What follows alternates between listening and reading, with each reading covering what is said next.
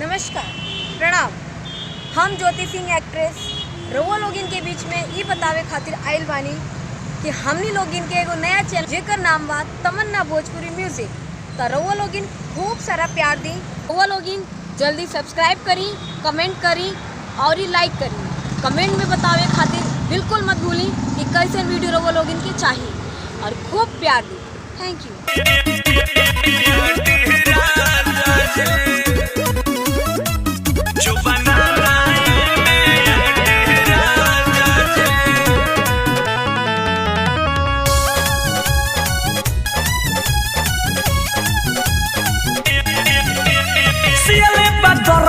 छोटा चोली के साइज छोटा सियले बदरजी छोटा चोली के साइज छोटा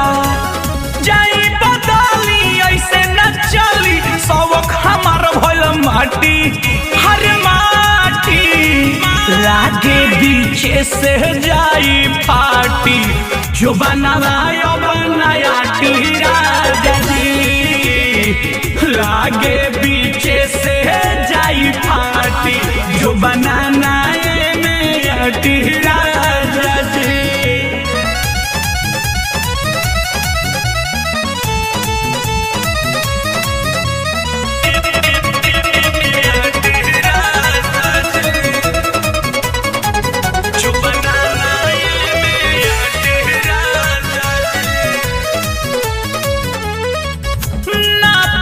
साइज कमावा कोइले बना जाइज तनिको सा हम बना करम कंप्रोमाइज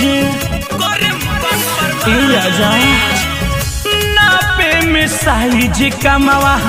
कोइले बना जाइज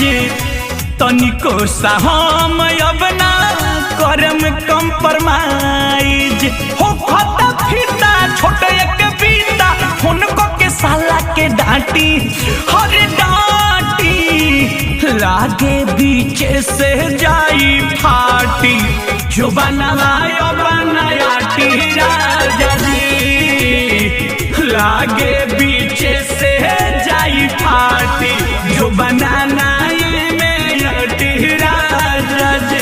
बुझता नहीं